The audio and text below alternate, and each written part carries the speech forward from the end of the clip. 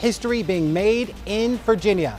Former Democratic Congresswoman and CIA officer Abigail Spanberger projected to win the governor's race, making her the first woman to do so, beating Republican Lieutenant Governor Winsome Earl-Sears, becoming again the first female governor of the Commonwealth. Thanks for joining us on this election night. It is busy, no doubt.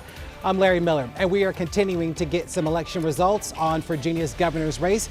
Let's take a look right now as we get you updated in terms of what is going on and what it means for you. The Democrats doing considerably well, more than 150,000 votes separate Spanberger from Earl-Sears.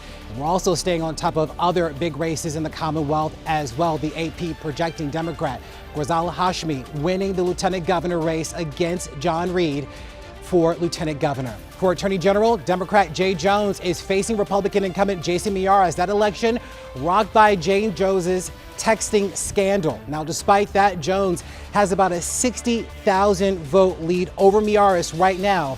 But of course, it is still too early to call and things can change. Well, about an hour ago, the AP and CBS News projected that Democrat Abigail Spanberger became the first woman to serve as governor in Virginia, defeating Republican Lieutenant Governor Winsome Earl-Sears. We have team coverage tonight from both camps. Marcella Robertson is live in Leesburg tonight. We will get to her as well as Simone Diabo, who is also with the Spanberger camp. But let's go to our Matt Gregory. And Matt, let's talk about the numbers a little bit because I'm actually really curious about this. Okay.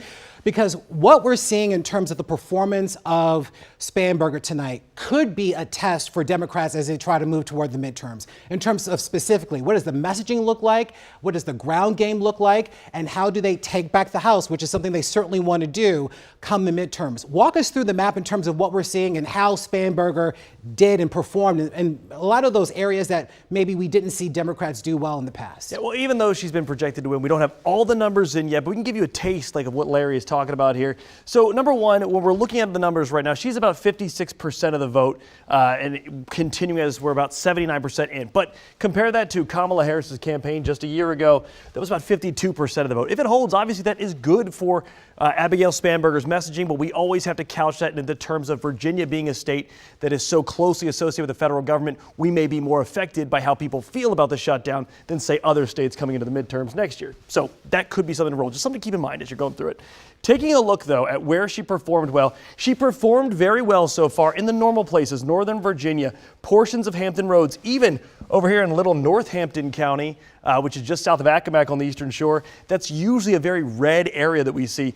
And she did not do well in Southwest Virginia, but as we got to some places over here, little counties like Pulaski, as well as Montgomery County, those areas that are predominantly red, or they seem to have drawn in a little bit more of Spanberger's votes, at least in that capacity. Now, we've kind of glossed over the lieutenant governor race, but it's very similar. 54% of the vote for Ghazala Hashmi, and we're seeing that she's sort of kind of following along the coattails of Spanberger. Like the numbers, right? They're very similar, 56, 54.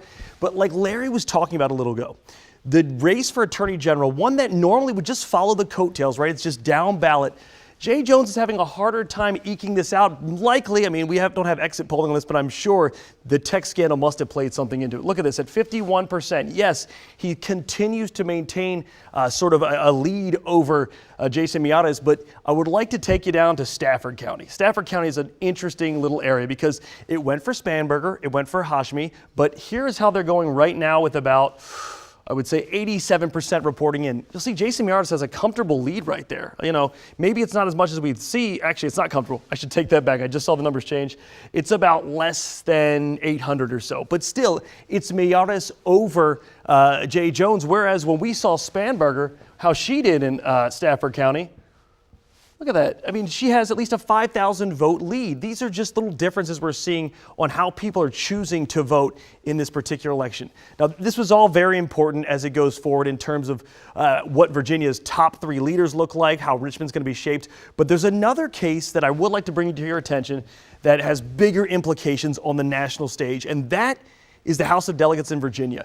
If you haven't heard, Virginia has decided that they're going to attempt to, or at least the General Assembly, try to redraw the congressional maps. But in Virginia, that requires a constitutional amendment. So in order to do that, you would have to pass that amendment in one session. They just did that last week. And then in another session, the regular General Assembly session. But in order for that to even come to pass, Democrats would have to hold the House of Delegates, right? And every seat in the House of Delegates is up for grabs. At this point, we've got 23 Democrats, 7 Republican, but some of the races we've been keeping an eye on, and by the way, right now, the House of Delegates is 51 Democrat, 49 Republican. How will it be come tomorrow? That's what we're kind of following here. Here is one case where we see one of the seats of Republicans being flipped. Take a look at this. This is Ian Lovejoy and Elizabeth Guzman. Guzman used to hold the seat several cycles ago. Lovejoy is the incumbent. We're looking at right now about a 3,000 vote difference with 96% in. It looks like Guzman might take the seat. That's one flip. Now we're at 52 Democrats to Republicans. We had some other close races there where the incumbents were, where there were no incumbents. These have gone red, so they were already red, but this is going to be not added to the column for Republicans. But as we get further down, and we'll come to this one that I've got my particularly close eye on right here. This is John McAuliffe, Gary Higgins. Higgins is the incumbent, but Higgins right now trails by about, it looks like 600 votes or so of John McAuliffe. So where are we seeing this? 97% of the votes are coming in. It looks like McAuliffe is making his headway in Loudoun County in District 30. But it looks like Higgins continues to have a lead in Fauquier County. Smaller number of voters there, but you can see the impact still being seen there. So this is what we're seeing. Yes, it's important and no one's going to take that away, the governor's race as well as lieutenant governor and attorney general.